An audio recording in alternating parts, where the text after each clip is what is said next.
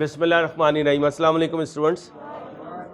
बेटा हम EOQ discussion कर रहे हैं, फिर साथ उसके हमने कंट्रोल लेवल फार्मूलाज डिस्कस किए कि कैसे चीज़ों को मैनेज करें। अब हम कुछ पास पेपर की तरफ जाने वाले हैं, लेकिन पास पेपर पर जाने से पहले हम एक ऐसी डिस्कशन कर रहे हैं जो बुक में हमें नज़र नहीं आती और बच्चे अक्सर इस पर परेशान होते हैं कि कौन सी कॉस्ट होल्डिंग है और कौन सी कॉस्ट ऑर्डरिंग है। ऑर्डरिंग कॉस्ट के ये नाम हो सकते हैं। ऑर्डरिंग कॉस्ट को एडमिनिस्ट्रेटिव कॉस्ट,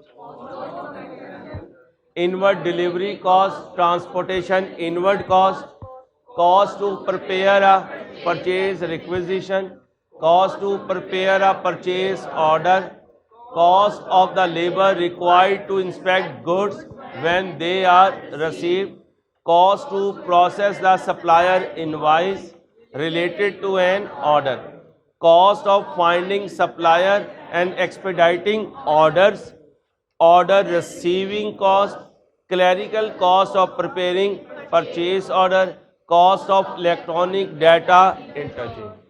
ये नाम आ जाए तो समझ जाना ऑर्डरिंग कॉस्ट है। अब आ जाए भाई साहब, 2-4 सूट ही हैं यहाँ, क्या कर रहे हो? मेहरबानी भाई, इसको सही करवाओ भाई, मेहरबानी आपकी सर। डांट नहीं पड़ेगी, पैसे नहीं है, डांट पड़ेगा बच्चा। Holding cost, carrying cost, financing cost, warehousing cost, damage cost, obsolescence cost, stock की insurance, refrigeration cost, finance cost on funds that are invested in, spoilage cost, opportunity cost. ये सिखाऊंगा आगे जाके रेलिवेंट कॉस्टिंग में कि opportunity cost क्या होती है। अभी नहीं पूछना, अभी सिर्फ ये याद रखना अपॉर्चुनिटी कॉस्ट कोई कॉस्ट होती है। If amount not invested in, अभी सिर्फ नाम याद रखना। यहां तक ओके। अब इसको घोल के पी जाना है, घोल कर पी जाना है। अब हेडिंग बनाए पास्ट पेपर्स। पास्ट पेपर्स बच्चे थोड़ा सा उधर,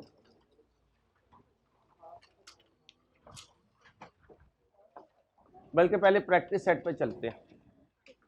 पहले प्रैक्टिस सेट पे चलते हैं, 1-2 प्रैक्टिस सेट और कर लें, फिर पास पेपर पर जाएंगे ताकि बात ज़्यादा पक्की हो जाए इंशाल्लाह। बातें नहीं ना यार भाई, थोड़ा सा पढ़ाना होता है, वो तुम बातों में वक्त गुजार देते हो भाई, ऐसे ना करें यार।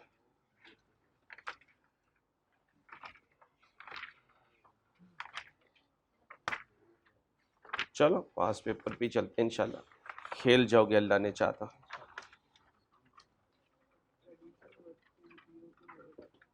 जी हाँ, वो कौन सा क्वेश्चन था भाई जहाँ पे छोड़कर गए थे? क्वेश्चन नंबर प्रैक्टिस सेट का था। ओपन करें भाई, प्रैक्टिस सेट नंबर 14 ओपन करें।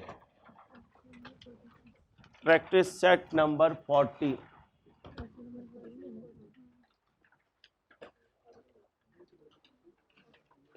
भाई बातें नहीं,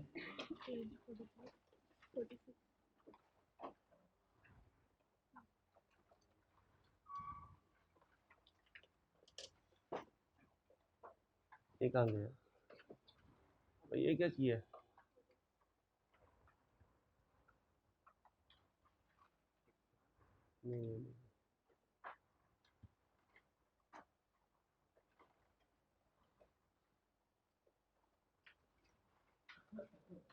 यार उन्होंने कहिएगा इसकी स्लाइड्स बना दें प्लीज।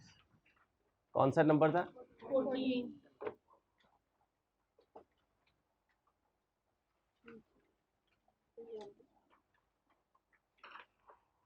ये आ गई हो तो ये है। चलो बेटा, a business currently orders 1000 units of product x, यहां पर हमने छोड़ा था। It has decided that it may be better to use the economic order quantity method to establish an optimal quantity. Optimal mean best quantity, लिख लें। Optimal mean best quantity. Optimal mean best quantity. Purchase price कितनी है? 15 per unit. Fix cost per order 200 है। Holding cost 8% of purchase price. Purchase price कितनी है? 15। तो 15 का 8%। 15 into 8% कितना बना? 1.2। Current annual total stock cost are 1 lakh. इसमें कितनी कॉस्ट है? 3। कौन कौन सी? Purchase cost, ordering cost. हमें नहीं पता कैसे आई ना, हम इसको ब्रेक करेंगे। हमें पता है कि तीनों को मिलाकर इस वक्त वो ये कॉस्ट इनकर कर रहा है। ये लिखा हुआ है करंट भी इस वक्त ये इनकर कर रहा है। कैसे इनकर कर रहा है इससे हमारा कोई कंसर्न। कैसे?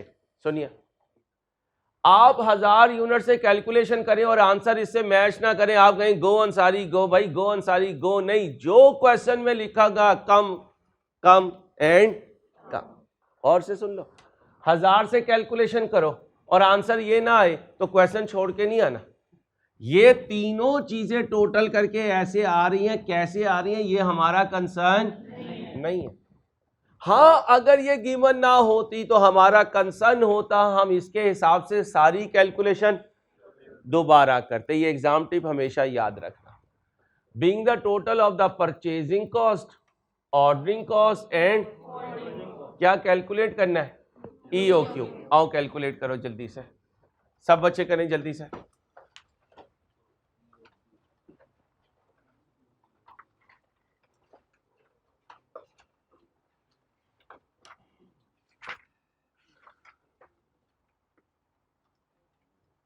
जल्दी से EOQ कैलकुलेट करके दें।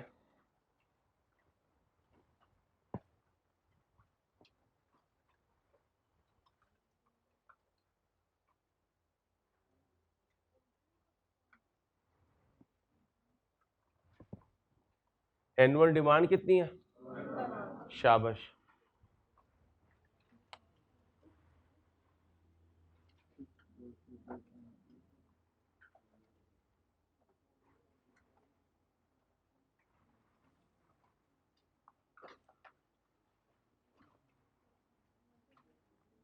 To into annual demand into बोलो ordering cost per order divided by carrying cost per unit per annum. भाई मैं तो लहक के इसलिए बोलता हूँ क्योंकि कॉस्ट और MFA मेरी पहली चॉइस थी, सारी ज़िंदगी ये पढ़ाता रहा मैं। तो तुम क्यों लहक के बोल रहे हो? तुम तो पहली दफ़ा पढ़ रहे हो। मुझे तो अपनी स्कैन्स की वाइब्स आती हैं, वो ज़माना सारा याद आता है, तो मैं उस ज़माने में वापस चला जाता हूँ। तो तुम्हें कौन सा ज़माना याद आता है? अच्छा चलो, 2 इंटू बोले भाई 2 into 12,000 ordering cost per order 200। Purchase price कितनी थी? इसका कितने परसेंट? 8%। बोलो भाई ये क्या है? EOQ। ये क्या है? EOQ। 2000 यूनिट्स EOQ की आ गई। ठीक है, अगला फार्मूला क्या होता था? Number of orders. फार्मूला बोलो, बोलो भाई। Annual demand divided by EOQ। Annual demand बोलो 12,000, EOQ 2000, number of orders 6 orders. क्योंकि कंपैरिजन करना है, अगर फ्रैक्शन में आंसर आता तो फिर फ्रैक्शन में लिखते। टोटल ऑर्डरिंग कॉस्ट, फार्मूला बोलो, number of orders multiply by ordering cost per order. बोलो 6 into ordering cost per order.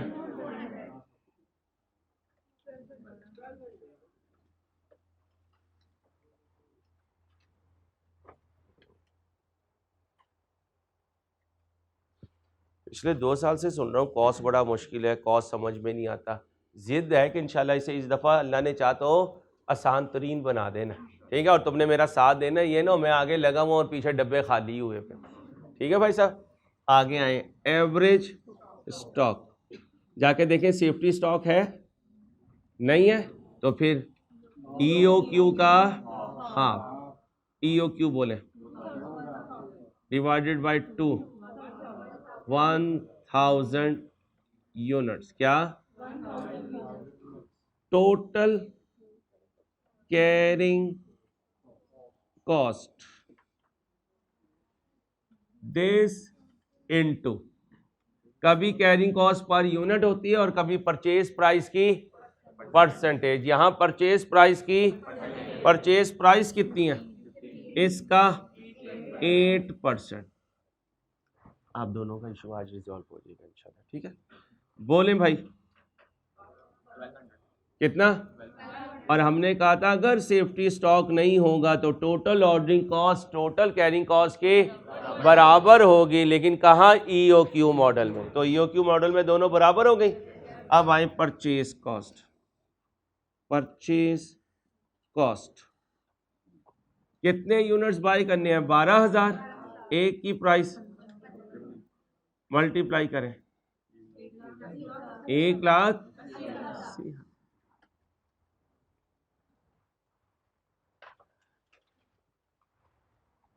Total cost, क्या total cost 1200 ordering cost, 1,80,000 purchase cost, 1200 carrying cost, answer 1,04,000। मैं अकेला तो नहीं हूं। अब बच्चे ने मार्केट में रट्टा क्या लगाया हुआ है, EOQ वर्सेस सप्लायर ऑफर, उसी पे घोलता रहता है अपने आप को। यहां क्या हो गया, EOQ वर्सेस ट्रेडिशनल ऑर्डर, क्या ट्रेडिशनल ऑर्डर में ना सप्लायर की डिस्काउंट होती है ना कोई और अट्रैक्शन होती है, वो तो एक ट्रेडिशनल अकाउंटेंट होता है जो अंदाजे से ऑर्डर करवा रहा होता है। इसलिए आज की दुनिया प्रोफेशनल्स की है। कंपनी कहती है 4 पैसे खर्च कर लो, किसी प्रोफेशनल को अपने साथ रन करो ताकि वो हमारी कॉस्ट की सेविंग करवा सके। इसलिए याद रखना, वो कहते हैं सस्ता रोए बार बार, महंगा रोए एक बार। अपने फ्यूचर को सस्ते के चक्कर में जाया ना करवाना, कोशिश करना प्रोफेशनल्स को आइडियल बना के चलो, उनकी सुपरविजन में चलो ताकि मंजिल तक पहुंच सको इंशाल्लाह, ठीक है। अब लिखें भाई, as there is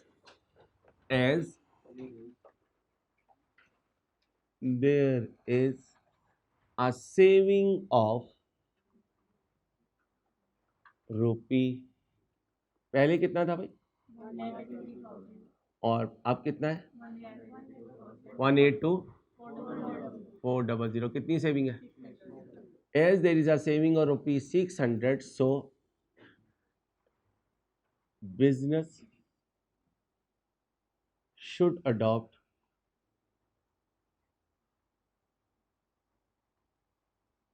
EOQ model.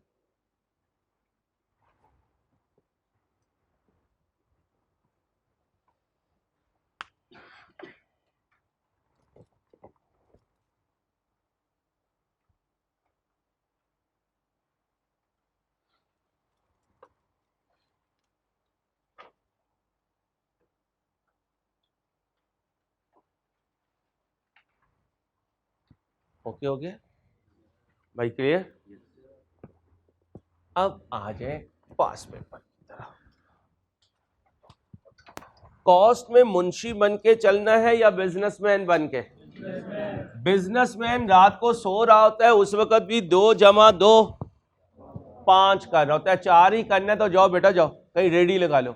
कमाल हो गया यार, 2 + 2 4, ये तो सारों को पता है, ये तो शहरोज को भी पता है, ये तो हामिद भाई को भी पता है, तो फिर तुम में क्या फर्क हुआ कारोबारी बनने का? 2 + 2 5, 2 + 2 हाँ, जो 4 वाला है वो बाहर निकल जाए, अभी वो कारोबार नहीं कर सकता, वो सारी जिंदगी नौकरी करेगा और यकम को सैलरी लेगा और 25 को घरवाली की डांट सुनेगा, और वो कह रही होगी सैलरी क्या हो गई, खत्म हो गई। ठीक है, तू बोंगिया मार ले बेटा, अपना तजर्बा बता दे तू। ये बाल इसलिए उड़े हैं तेरे, तेरी 24 को सैलरी खत्म हो जाती है। ऐसी कैसी चीजें आके बैठ गई है मार्केट से। चलो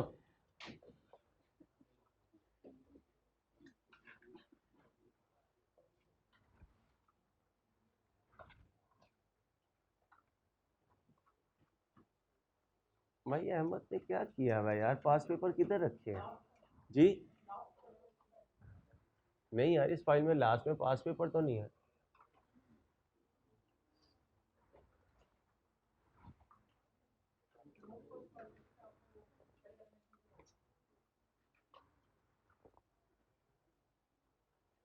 जी भाई किधर पड़े हुए?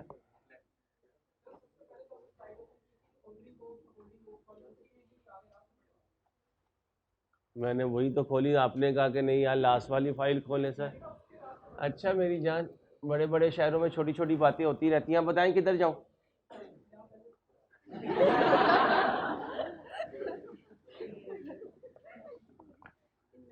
बताएं किधर जाऊं? यार वो तो अरसल ओपन करके गया था ना भाई। इधर खोलो, ये खोलो, खोल जा सिम सिम।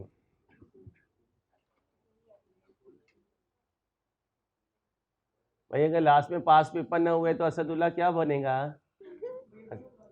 हाँ ओ आ गया, ओए ओए आ गया, ओए ओए आ गया, ओए आई कैप पास पेपर दिखाओ भाई। पास पेपर कौन सा करना है? बिस्मिल्लाह, सॉरी बेटा माजरत।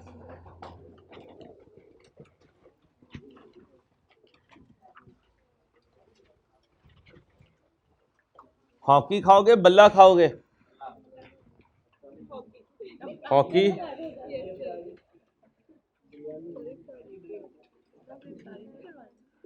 बेटा मैनेजमेंट बहुत बिजी है इनका बेचारों का, जो हम 2 घंटे टाइम सेव करते थे ना, इस दफ़ा क्लासेस की वजह से वो भी हम इनको रिलैक्स नहीं कर सके।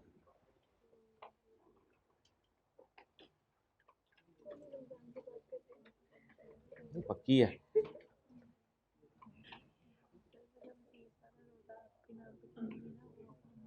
डन हो गया मेरे बच्चे। पास पेपर नंबर 4 ओपन करें बेटा, पास पेपर नंबर 4।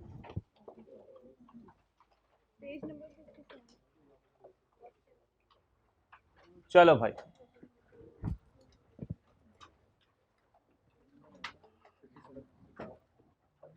हमेशा याद रखना फ्रंट फुट का जो बैट्समैन होता है ना, वो हमेशा बॉलर्स पे हावी रहता है। क्रिकेट की टर्मिनोलॉजी है फ्रंट फुट से खेलना। जो बैक फुट से खेलता है 90% या तो लेग बी 4 होता है या स्लिप में कैच पकड़ा के जाता है। आपने कॉस को ना फ्रंट से खेलना है। फ्रंट से खेलने का मतलब इसका डर निकाल के खेलना है, उसे कहना हाँ यार कर ले जो करना है तुम। अगर आप पीछे जाओगे ना तो कॉस आप पे हावी होगी, अगर आप आगे जाओगे कॉस पीछे जाएगी, और इंशाल्लाह हमने कॉस को पीछे धकेलना है। अभी मार्केट में कॉस क्या हो रही है? हावी हो रही है, और बच्चे डरते रहते हैं यार कॉस पता नहीं क्या। कॉस में एक चीज ध्यान में रखनी है जो मेरी जिंदगी के 24 साल का तजर्बा है, और वो क्या है कि आपने इनोवेटिव रहना है। और कारोबारी आदमी इनोवेटिव होता है, वो हर वक्त सोचता है कि मैं अपने कारोबार को कैसे आप कर। और जो जॉब पर्सन होता है वो घड़ी देख के टाइम वक्त गुजार रहा होता है कि कब 5 बजेंगे और कब मैं उठकर जाऊंगा। इसलिए जॉब वाला जॉब पे रह जाता है, कारोबारी आदमी ऊपर चला जाता है। यही काम R1 और कॉस्ट में है। R1 में जो बता रहा हूं उतना रहना है, दाएं बाएं डी ट्रैक नहीं होना। जो मैं कह रहा हूं बस उतना याद रखना है। कॉस्ट में तुमने अपने दिमाग से सोचना है। यार अंसारी जरा साइड पे हटिए, साइड पे हट जरा, शाबाश। मेरा भी तो दिमाग है यार अंसारी, जितना तेरा दिमाग है उतना मेरा दिमाग है, तो मेरे दिमाग में ये बात क्यों नहीं आ रही? लेकिन उसके लिए तुम्हें सोचना पड़ेगा कि तुम एक कारोबारी आदमी हो, तुम एक बिजनेसमैन हो। अगर तुम ये कहोगे मैं एक जॉब पर्सन हूं, तो जॉब पर्सन लकीर का फकीर होता है, जो उसे कहा जाएगा। सॉरी यार, कोई जॉब पर्सन, मैं अपने बच्चों को समझा रहा हूं, कभी आप इसको किसी और मीनिंग में ले जाए। वो क्या सोचता है? जो मुझे बताया जाएगा वो मैं करूंगा। ये बच्चियां जानती हैं, घर में मेड अम्मा ने अगर कह दिया ना कि ये आटा फ्रिज में रख दो, तो 7 सालन रखा होगा, वो फ्रिज में नहीं रखेगी। क्या कहेगी? आपने ही तो कहा था आटा फ्रिज में रखो। अम्मा बात दफा सर पर कर लेती हैं, क्या चीज है। ठीक है, तो यही आपने सोचना है। आप कौन हो? बिजनेसमैन। और R1 की क्लास में जॉब पर्सन। तो R1 में जॉब पर्सन के हिसाब से सोचना है। यहां मैं अपने आप को जिंदगी में इस क्लासेस में 4 दफा टिल्ड देता हूं, 4 डिफरेंट टिल्ड देता हूं। R1 में डिफरेंट टिल्ड देता हूं, कॉस में डिफरेंट टिल्ड देता हूं, R2 में डिफरेंट टिल्ड देता हूं, MFA में डिफरेंट टिल्ड देता हूं। अगर मैं एक ही टिल्ड पे रहूंगा तो मैं एक सब्जेक्ट पढ़ा सकूंगा, 4 नहीं पढ़ा सकूंगा। तो जब तुम 2 सब्जेक्ट डिफरेंट पढ़ रहे हो तो तुम्हारे दिमाग के भी 2 टोटे होने चाहिए। एक टोटे में जॉब पर्सन और दूसरे में बिजनेसमैन। तो कॉस की क्लास में बिजनेसमैन। अब बताओ, बिजनेसमैन लिमिटेड सोचता है या एक्सटेंसिव सोचता है? उसकी नैरो थिंकिंग है, वाइडर थिंकिंग है। वो ब्रॉडर व्यू से चलेगा। किससे चलेगा? हम क्या कहते हैं, टीचर लिखे जाए, हम कॉपी किए जाए। ऐसे कॉस तैयार हो गई तो मेरे मुंह पे मारना एक उठा के। ऐसे कॉस कभी तैयार नहीं होगी। कॉस में तो हर वक्त तुमने मेरे साथ बोंगियां मारनी है। क्या मारनी है? और R1 में बोंगियां अपनी संभाल के रखनी है, क्योंकि तुम्हारी बोंगी कहीं पे भी स्टैंडर्ड चेंज नहीं कर सकती। लेकिन कॉस में तुम्हारी बोंगी चेंज कर सकती है आंसर को। तुम किसी भी तरीके से ला सकते हो आंसर। ये फर्क है R1 और कॉस में। ठीक है, अब जरा ध्यान से, बी लॉ कोई पेपर है मेरा बेटा? 15 घंटे में बी लॉ तैयार हो जाए। अगर मेरे जैसे बंदे को आप कहें अंसारी भेज दे सारे लेक्चर रिकॉर्ड करके, 15 घंटे चाहिए। दे दूं? हाँ, जाहिद सुन रहा है, उसने मेरा फारिग कर देना। अंसारी तू तो निकलना शाबाश राइट से। पहले तू कॉस और MFA में आ गया, अब तू बी और लॉ और सी लॉ में आना चाह रहा है। तेरे इरादे क्या है? चलो आओ भाई, चलें भाई, इधर आओ। ए पार्ट लिखो, रेलिवेंट कॉस्टिंग में सिखाऊंगा। ए पार्ट लिखो, रेलिवेंट कॉस्टिंग में।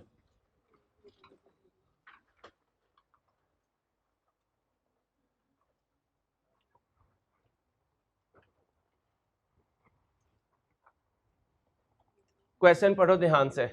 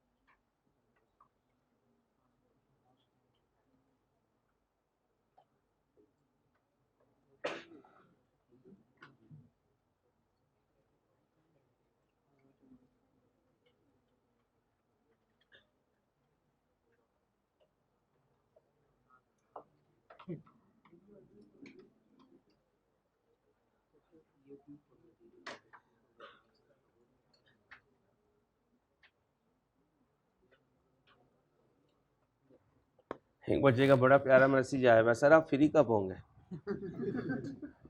बहुत भोला बच्चा। अ कंपनी एनुअली, एनुअली का मतलब 12 महीने। साल का एक आएगी उल्टे हाथ की, बोलो।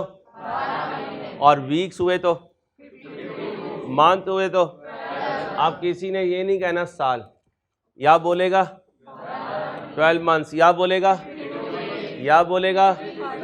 इसकी भी लॉजिक सुन लो। कारोबारी आदमी साल के बाद नहीं सोचता, वो तो रोज सोचता है। तो साल को जहन में नहीं रखना, या 365 डेज, या 52 वीक्स, या 12 मंथ्स। 12 महीनों में प्रोड्यूस करता है 600 unit of a product produce होता है। क्वेश्चन साइलेंट हुआ तो एक प्रोडक्ट पर 1 kg, एक प्रोडक्ट पर 1 लीटर, एक प्रोडक्ट पर 1 मीटर, एक प्रोडक्ट पर 1 यूनिट रॉ मटेरियल की लगती है। क्या कहा?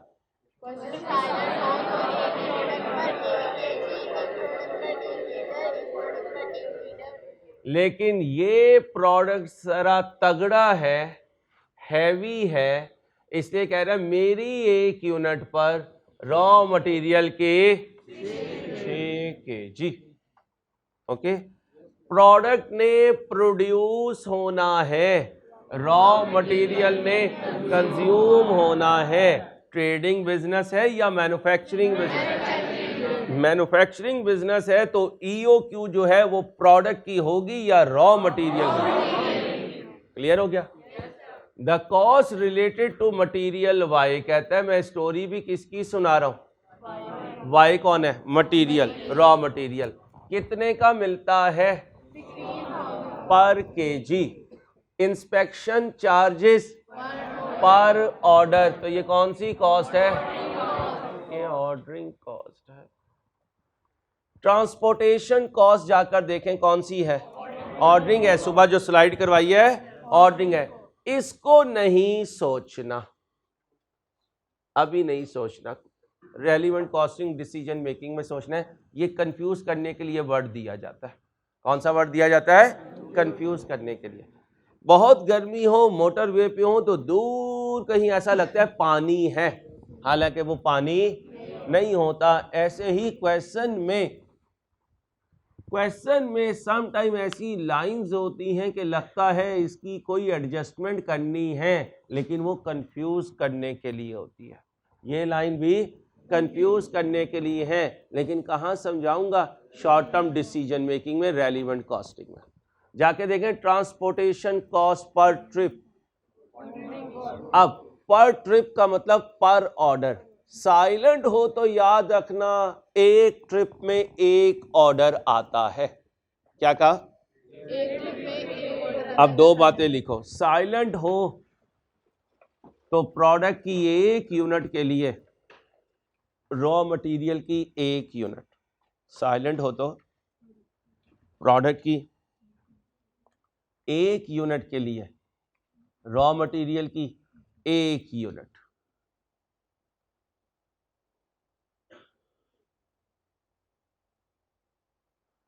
आगे लिखें, साइलेंट हो तो एक ऑर्डर के लिए 1 ट्रिप। साइलेंट हो तो बोले एक ऑर्डर के लिए 1 ट्रिप।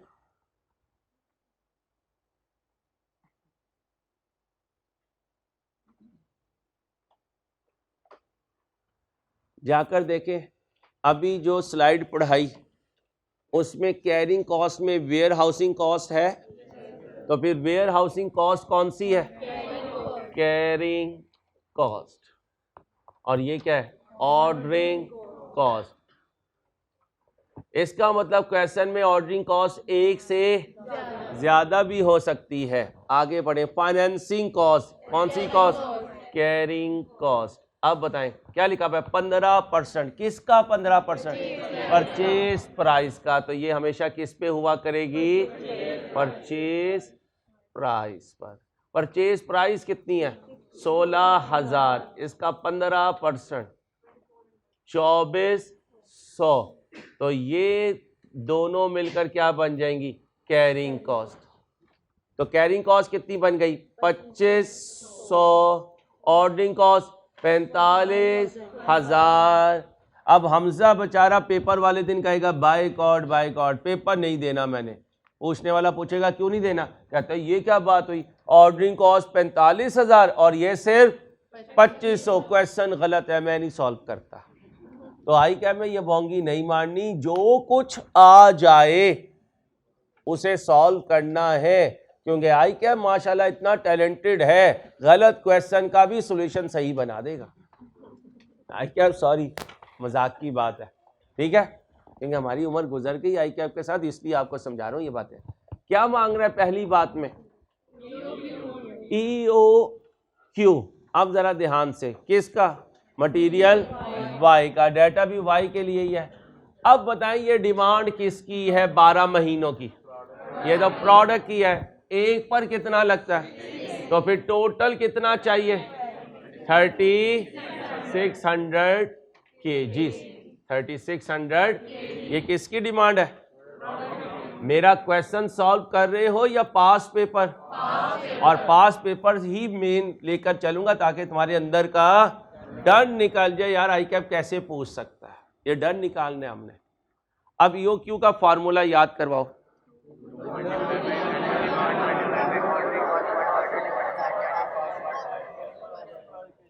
ठीक है, आए जी, आ गए अबू बकर?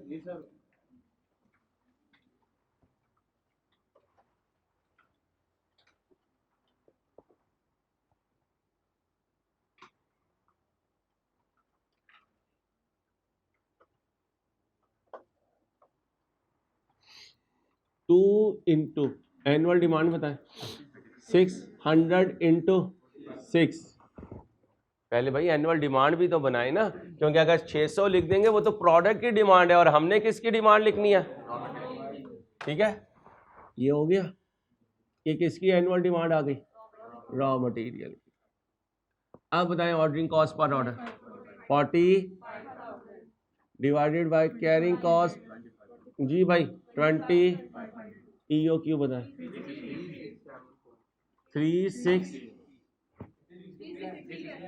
360 है। देख लें राउंडिंग, बच्चियां यूं घोड़तियां सारी, जब मैंने कह दिया फिर तुम सुन नहीं रहे हो, हद अदब गुस्ताख। 360 kgs, 360 kgs। अब नंबर ऑफ ऑर्डर्स पे आ जाओ मेरे बच्चों। नंबर ऑफ ऑर्डर्स बोलो भाई, फॉर्मूला बोलो। Annual demand divided by EOQ।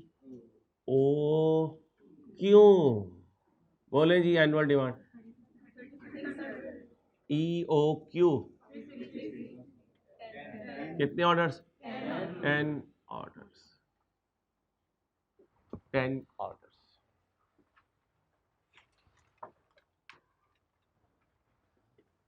Total ordering cost, formula बोलो। Number of orders multiply by ordering cost per order. Asadullah भाई अहमद भाई को कॉल करके पूछेंगे जो मस्जिद वाला काम कहा था आज है वो? नंबर ऑफ ऑर्डर्स बोले भाई, ऑर्डरिंग कॉस्ट पर ऑर्डर।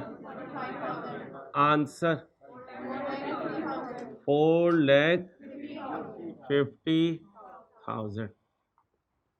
इसके बाद एवरेज स्टॉक, सेफ्टी स्टॉक तो नहीं है? कहाँ है? Total ordering and holding cost if each order is based on EOQ and the company maintain a safety stock of. Total ordering cost बतानी है और टोटल होल्डिंग कॉस्ट बतानी है। टोटल ऑर्डरिंग कॉस्ट आ गई। होल्डिंग कॉस्ट के लिए अब formula होगा EOQ divided by 2 plus safety stock. EOQ बताएं divided by 2 plus safety stock. Answer समझ आ रही है मेरे बच्चे को? कोई टेंशन तो नहीं? कॉन्फिडेंट? 210 kgs।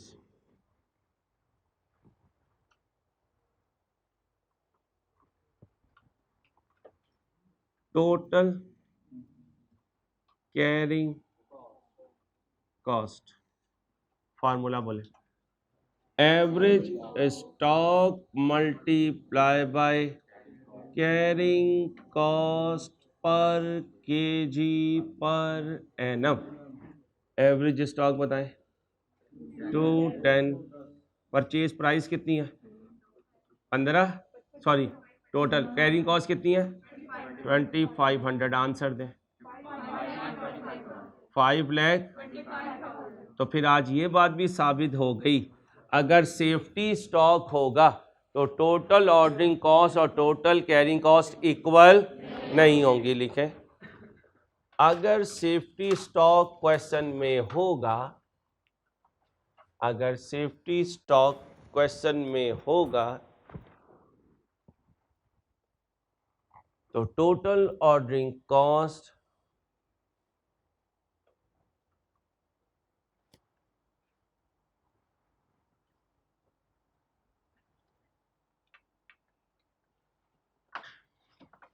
क्या कहा, तो टोटल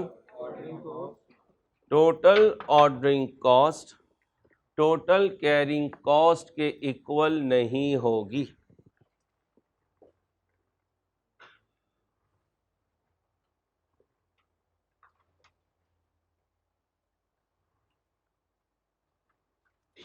टोटल ऑर्डरिंग कॉस्ट दे दी, टोटल कैरिंग कॉस्ट दे दी। अल्हम्दुलिल्लाह हमने आई कैप का आज पहला पास पेपर अपनी क्लास में सॉल्व कर लिया, अल्हम्दुलिल्लाह, शुक्र उस मालिक का।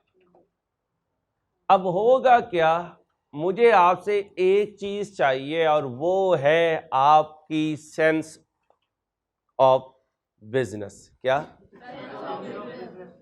बिजनेस के हिसाब से सोचना था इंट्रो में, बिजनेस के हिसाब से सोचना है R1 में, बिजनेस के हिसाब से सोचना है R2 में। ओके, बिजनेसमैन की तरह सोचना है कॉस्ट में और MFA में। क्या कहा, दोबारा बोलो। पिछले दिनों हीरो ने मेरा इंटरव्यू रिकॉर्ड किया था, उसमें एक जुमला उसने बोला था। क्या बोला था? कि आपके जीन्स में बिजनेस करना है, चाहे वो छोटे लेवल का हो चाहे वो, इसलिए इन 12 सालों में राइस की जिंदगी में कई नशेब फराज आए, लेकिन अल्लाह का शुक्र है अल्लाह ने निकाल दिया। जब नशेब फराज आए अल्लाह का शुक्र है, एक चीज सोची, कारोबार मेरा है तो खड़ा भी मैंने होना है, सोचना भी मैंने है। फिर अल्लाह पाक उस सोच में बरकत डालते हैं। बंदे से होता कुछ नहीं है, करते मेरे अल्लाह है, लेकिन अल्लाह ने हर काम के लिए हर किसी एक को चुना हुआ होता है, हर काम के लिए किसी एक को चुना हुआ होता है। ऐसे ही भाई कॉस और MFA में सिर्फ एक चीज मुझे दे दो, क्या? बिजनेसमैन वाली थिंकिंग से चलो, मुंशी वाली थिंकिंग इस पेपर में नहीं चल सकती। और MFA उसमें तो बनना ही तुम्हें कारोबारी पड़ेगा, क्योंकि मैंने तुम्हें मांगना सिखाना है। क्या करना है?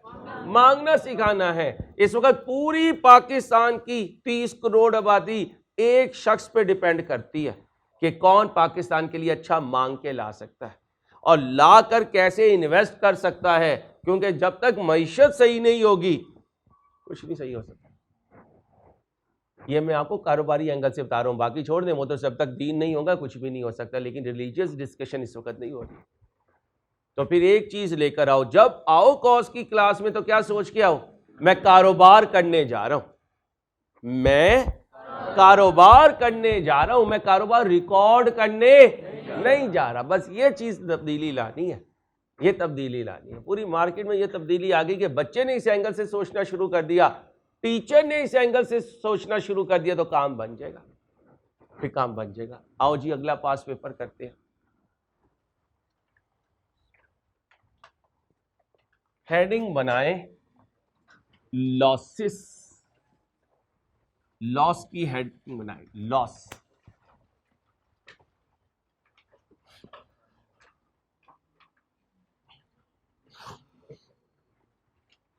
क्या हेडिंग बनाई? लॉस। अच्छा भाई, जाओ इंट्रो में वापस चले गए। लॉस कितनी तरह का होता है? एक एक्सपेक्टेड और एक अनएक्सपेक्टेड, एक एक्सपेक्टेड और एक अनएक्सपेक्टेड। अब जरा ध्यान से, जब हम कारोबार करना शुरू करते हैं तो एस्टिमेशन वगैरह कर रहे होते हैं। जैसे अभी क्वेश्चन में हमने ईओकी का एस्टीमेट किया, टोटल कैरिंग कॉस्ट का एस्टीमेट किया, टोटल ऑर्डरिंग कॉस्ट का एस्टीमेट किया। तो बताओ कारोबार में इन होते हुए मैं इसको लेकर चलता हूं या इसको, इन होने से पहले? इसका मतलब ये मेरी अभी डिस्कशन में नहीं है, मैं इसको लेके चलता हूं। अब बकर को ले लेते हैं, बल्कि शेख को ले लेते हैं। शेख के घर एसी लगना है नया, ठीक है? तो एसी वालों ने कहा कि इलेक्ट्रिशियन ले जाएं, वो वायरिंग कर देगा। शेख ने कहा ले, हम किस लिए फिर दुनिया में आए हुए हैं, हम खुद वायरिंग करेंगे। इसने वायरिंग के लिए तार खरीदी और तार खरीद कर कहाँ आ गया? घर आ गया। क्या करने लगा है? वायरिंग करने लगा है। अनारी जो इलेक्ट्रिशियन होता है वो तार को जब स्विच में लगाना होता है तो ऐसे खींचता है गन्ने की तरह। अब था तो ये अनाड़ी, अगर होता ये एक्सपर्ट तो चलो थोड़ा बहुत छीलता और जल्दी से स्विच में उसको टाइट कर देता। छीलते छीलते इतनी तार खा गया। बचत करने निकला था ना, इसलिए कहते हैं जिसका काम उसी को साझे। इतनी तार खा गया। अब एसी है वो और स्विच है ये, लगाओ जी। पहुंच गया? अज्यूम करो नहीं पहुंचा, इतनी खा गया। अज्यूम करो इतनी खा गया, नहीं पहुंचा, क्या हो गया? लॉस हो गया। अब अगर ये वायर इसका रॉ मटेरियल है तो जो ये प्रोडक्ट बनाना चाहता था वो लॉस होने की वजह से नहीं बन सकेगा। अब इसे पहले से एंटीसिपेट करना पड़ेगा। क्या एंटीसिपेट करना पड़ेगा? क्या है? एंटीसिपेट करना पड़ेगा कि कितना मटेरियल जाया हो जाएगा। अब मैं आपको डेली लाइफ से एग्जांपल देता हूं। चिकन का रेट लिखा होता है 600 रुपए किलो। बच्चियों को मुश्किल से समझ आएगा, इन्हें जल्दी से समझ आ जाएगा। एक साफी का रेट होता है, साफी गोश्त, ठीक है? और क्या कहते हैं जनाब, ये पर केजी ज्यादा होगा, थोड़े ऑर्गन पार्ट्स हम इसमें से अलहदा कर देंगे। अच्छा जी, एक और 2 नंबरी होती है, सॉरी एग्जाम्पल है इसलिए सारी चीज़ आएंगी। अल्लाह मुझे भी ईमानदार बनाए और ईमानदारी से पढ़ाने वाला बनाए। हम गोश्त लेते हैं मटन का, ठीक है? वो गोश्त तोल देते हैं, उसके बाद उसकी सफाई करते हैं। आप दोबारा उसे तराजू पे डालें तो वेट कम हो चुका होता है। तो इसका मतलब ये जितने इसके ऑर्गन पार्ट्स है उसकी वजह से क्या हो गया? लॉस हो गया। क्या हो गया? लॉस हो गया। आप पेट्रोल को ओपन एयर में बड़े से थाल में रख दें, एवापोरेट हो जाएगा। क्या हो गया? लॉस हो गया। अल्लाह हम मुसलमानों को हदायत दे, मुझ समेत। हम गोश्त में पानी मिलाकर बेचते हैं, इसलिए जब तुलवा के लाते हैं तो ज्यादा होता है। अम्मा उठाकर उसे किसी बर्तन में रखें तो थोड़ी देर के बाद वो क्या हो रहा होता है? श्रिंक हो रहा होता है। और अक्सर अम्मा कहती हैं बिल्कुल भी बरकत का नहीं था गोश्त। इसका मतलब क्या था? उसमें लॉस हो गया। क्या हो गया? लॉस हो गया। आप मिल्क को ले लें, क्योंकि अल्लाह माफ करे पानी मिला हुआ होता है। अम्मा 2-4 दफा उसे बॉईल करें, क्योंकि मैं तो खुद करता हूं घर में, ठीक है मेरे दोस्तों। अम्मा 2-4 दफा उसे बॉईल करे तो मिल्क का लेवल क्या हो जाता है? डाउन हो जाता है, क्योंकि पानी उसमें से एवापोरेट हो जाता है। तो मुख्तलिफ चीजों में मुख्तलिफ लॉसेस होते हैं। अब अगर मैं पहले से लॉस को एक्सपेक्ट ना करूं और रॉ मटेरियल खरीद लाऊं तो क्या होगा? लॉस हो जाएगा और मैं अपना टारगेट आउटपुट पूरा नहीं कर सकूंगा। ठीक, ये मेरा शहजादा अल्लाह इसकी जवानी को कायम रखे। सबका 6 गज में सूट हो जाता है। दर्जी कहता है भाईजान क्यों मजाक कर रहे हैं, क्यों मजाक कर रहे हैं?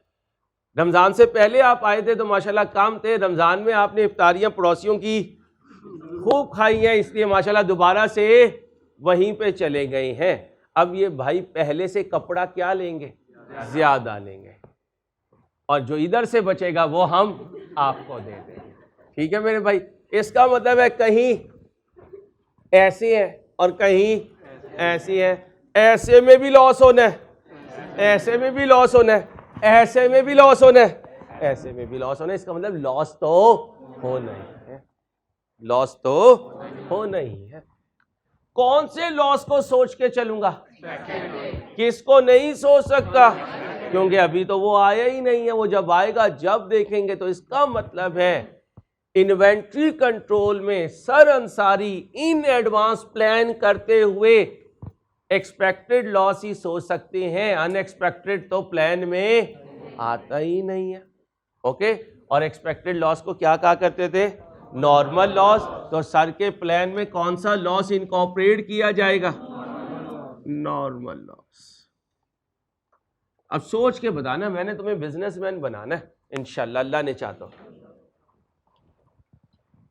अगर तुम, अब बच्चियों तुमने भी सोचना कारोबारी, कभी कहोगे हमने तो आटा रोटी करनी है, हमें क्यों कारोबार सिखाने में लगा। आटा रोटी तो नहीं करनी ना, हाँ मैं इसके सख्त खिलाफ हूँ भाई। इसकी बेस में एक दफ़ा मैं अपने कॉलेज को यहाँ से यहाँ ला चुका हूँ, सिर्फ बच्चियों की फेवर में कि नहीं यार मेरी अपनी बेटियाँ, जब मैं उन्हें पढ़ाना चाहता हूँ तो माशरे की हर बच्ची को पढ़ना चाहिए। ठीक है, मैंने पहले भी एक दफ़ा R1 में कहा था, बच्चियों को अंडर एस्टिमेट ना करें, उनको इग्नोर ना करें। हाँ उनको पैरामीटर जो दीन के हैं उसमें रखें, लेकिन अपनी बच्चियों को वहाँ लेकर जाएं जहाँ माशरे की ज़रूरत है। और एक पढ़ी लिखी औरत जो है माशरे की इस वक्त बहुत बड़ी ज़रूरत है, बहुत बड़ी ज़रूरत है। अब गौर से सुने भाई, एक्सपेक्टेड लॉस की बात कर रहा था। अगर कहीं मुझे लग रहा है कि रॉ मटेरियल ने ज़ाया हो जाना है, तो क्या मैं ज़्यादा क्वांटिटी बाय करूं या कम। इसका मतलब नॉर्मल लॉस की वजह से रॉ मटेरियल की क्वांटिटी ने ज़्यादा हो जाना है। क्या हो जाना है, ज़्यादा हो जाना है। अब गौर से सुनिएगा, याद है एक काम किया करते थे, रुपी और यहां होती, अभी कॉपी नहीं करना, यहां होती थी। अच्छा मेरी कॉस्ट में आपको टाइम थोड़ा ज़्यादा लगेगा, लेकिन इंशाल्लाह जब तैयार होगी ना, फिर जहां मर्जी से आए आप रिलैक्स होंगे, आके यही कहेंगे कि आसान था पेपर। इसलिए परेशान नहीं होना कि यार मैं तो देख रहा था ये तो 2 मिनट की बात थी, ये पूरी कहानी क्यों सुना रहा है। क्योंकि पूरी कहानी सुने बगैर तुम कारोबारी नहीं बन सकते, मुंशी रहोगे, और मुंशी बनने के साथ कॉस्ट तैयार नहीं होगी। एक होती है list price, less discount trade, सही है, और फिर बनती थी एग्रीड वैल्यू, बनती थी। अच्छा जी, एक होती थी कॉस्ट, एक होती थी अक्यूमुलेटेड, और एक होती थी ठीक है, एक होती थी सेलिंग प्राइस, एक होता था प्रॉफिट। बनती थी सेलिंग प्राइस में से प्रॉफिट जाएगा तो, इसका मतलब है ये जरूरी नहीं है किसी एक चीज के लिए हो। ये भी हुआ करता था इंट्रो चैप्टर नंबर 4 में, old rent increase new rent होता था। इसका मतलब है कि सर ये तो आप कहीं पे भी चीज अप्लाई कर सकते हैं, इसका कोई रॉकेट साइंस नहीं है। अब ध्यान से सुनना, एक होगा इनपुट, क्या होगा, लेस लॉस, क्या बनेगा, आउटपुट। एग्री डिसएग्री भाई, एग्री, पक्की बात। अब होगा क्या, ये नॉर्मल लॉस कभी बेस करेगा इनपुट पर, कभी बेस करेगा आउटपुट पर। यानी लॉस की परसेंटेज कभी इनपुट पर लगेगी और कभी आउटपुट पर लगेगी। लिखो एक example, mister Ansari wants to produce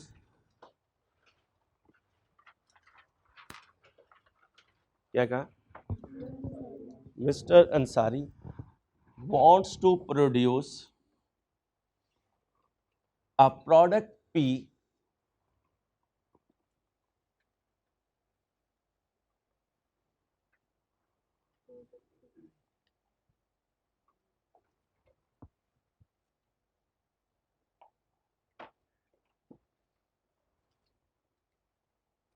expected production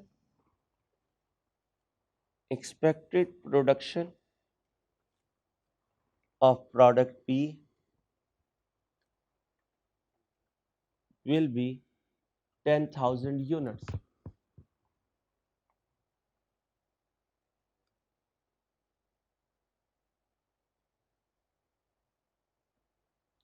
Each unit of product P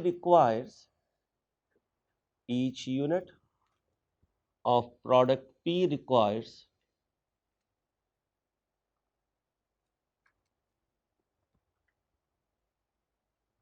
10 kg of raw material Q.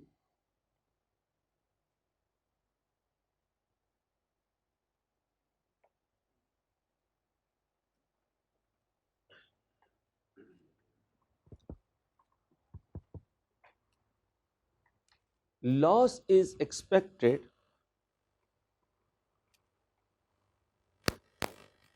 in raw material quantity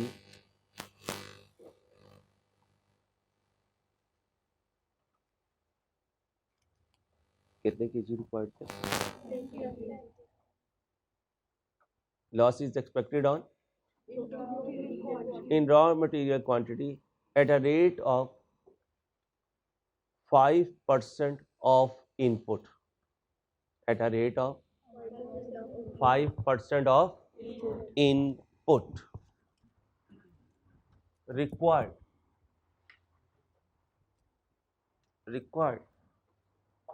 How much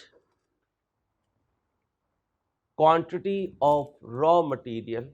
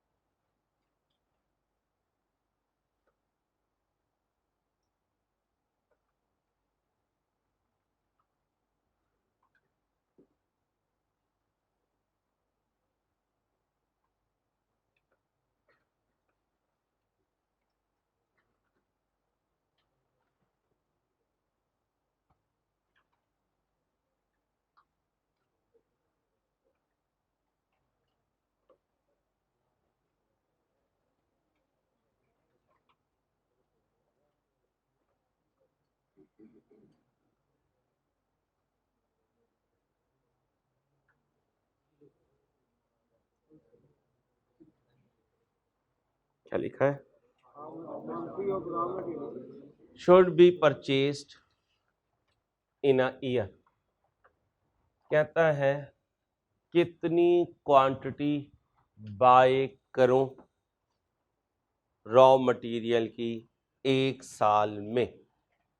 अब बात को समझना, थोड़ी देर के लिए भूल जाएं कि लॉस है, तो बताएं कितने यूनिट्स बनाने हैं, एक पर कितने केजी, तो टोटल कितना चाहिए 1 लाख, तो एनुअल डिमांड कितनी बनी 1 लाख.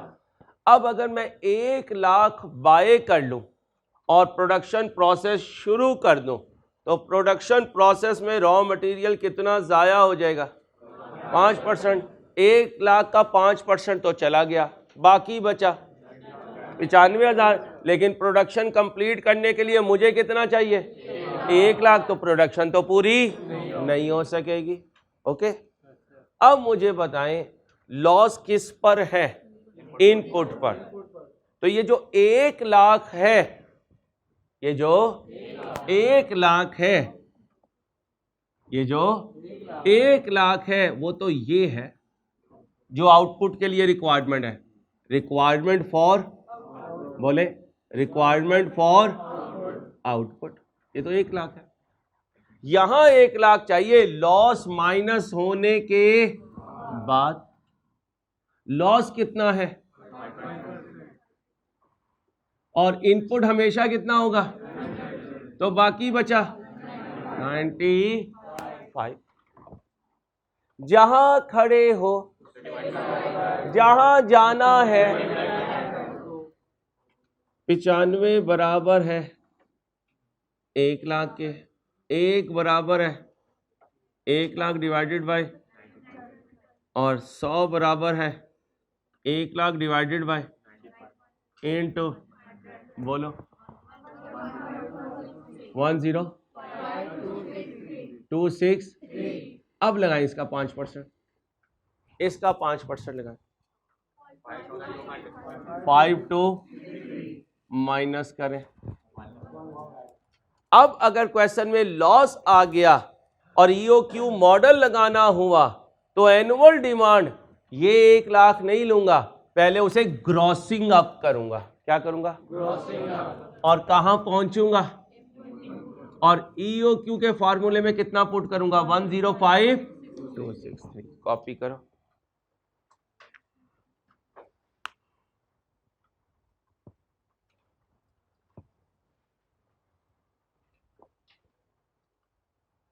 कभी कॉस्ट पढ़ाते हुए मुस्कुराना शुरू कर दूं तो ये ना समझना सर का थोड़ा सा ज़हन हिल गया, मैं अपनी किसी पुरानी किसी क्लास की कोई बात याद कर रहा हूँ तो वो मैं मुस्कुरा रहा हूँ। ठीक है भाई, मैंने पहले बता दिया ना, बाद में पता चले स्टेटस लगाने आज अंसारी साहब को ज़्यादा दिमाग हिल गया, खुद ही मुस्कुरा रहे थे दीवारों की तरफ देखकर। बताना पहले ज़रूरी है भाई।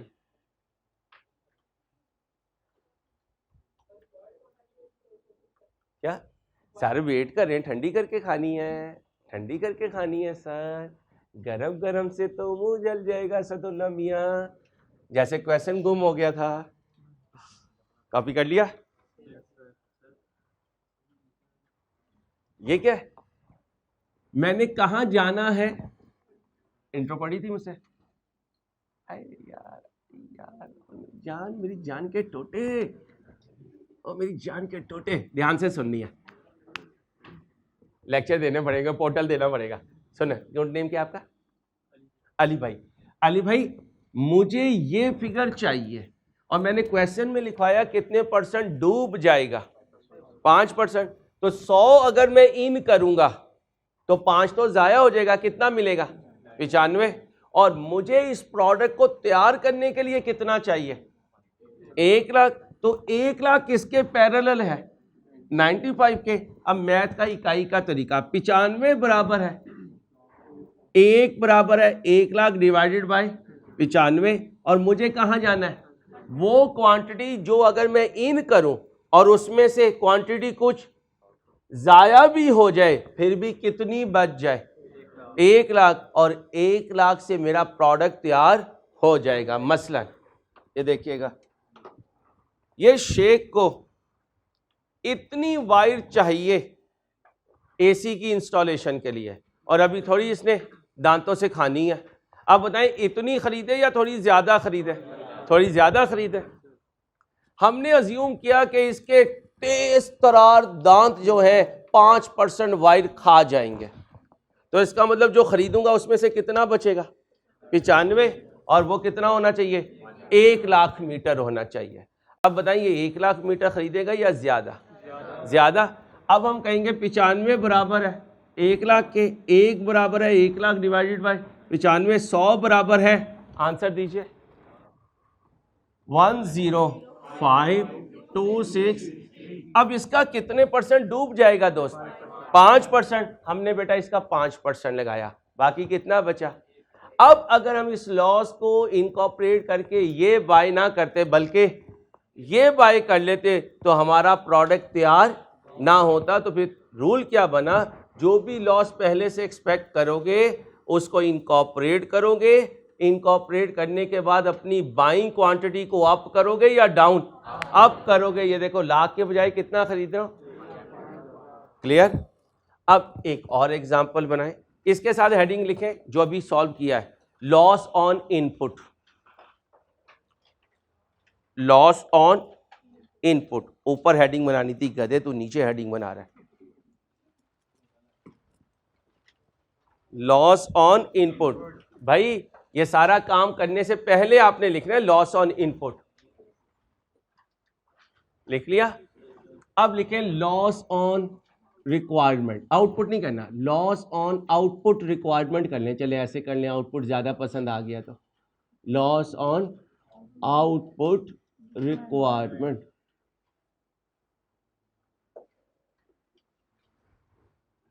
लॉस ऑन आउटपुट रिक्वायरमेंट लिखे। Old example, all data is same, all data is same as in above example। क्या कहा? all data is same as in above example except loss is 5% of required quantity।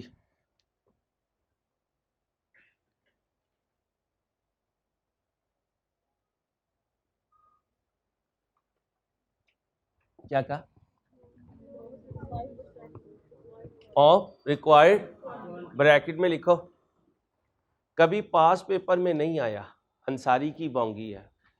लिख लो बेटा, जो कभी नहीं आया वो मेरी बोंगी होगी और वो बोंगी आपको पेपर में आएगी इंशाल्लाह, इसलिए पहले से ही लिख लो भाई साहब। कभी पास पेपर में नहीं आया, अंसारी की बोंगी है, पास पेपर में नजर आएगी इंशाल्लाह। पास पेपर मीन फ्यूचर पेपर में, पास पेपर मीन तुम्हारे जूनियर्स का पास पेपर होगा और तुम्हारा फ्यूचर होगा। आओ मेरे बच्चों, एक है ओए, अपने सोल्यूशन में यहाँ रुपीज/क्वांटिटी कर लेना, क्योंकि हर चीज के लिए ये यूज हो सकता है।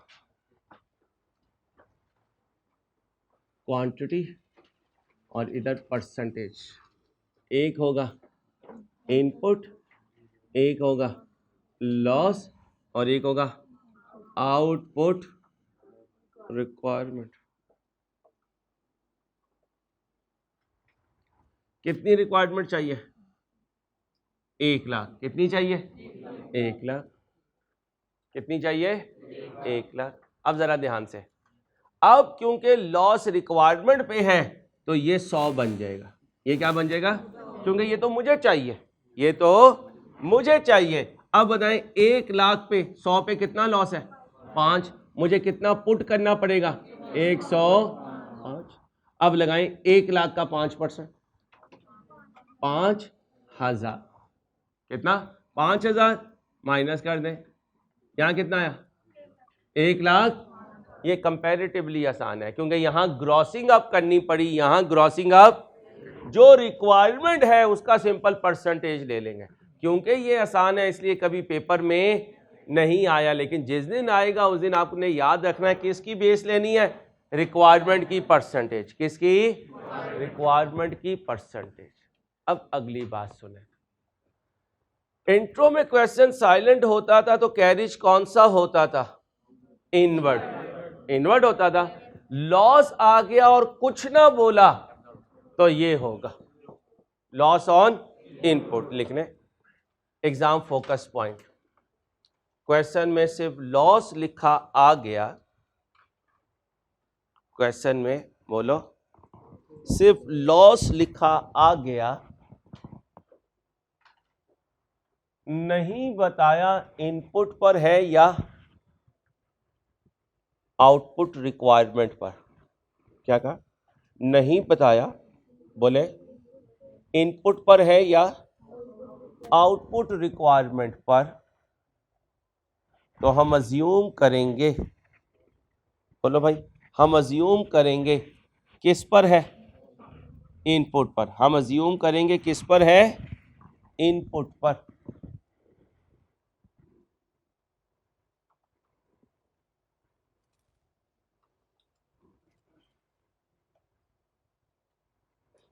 ओके, अपना ख्याल रखिएगा। अल्लाह हाफिज।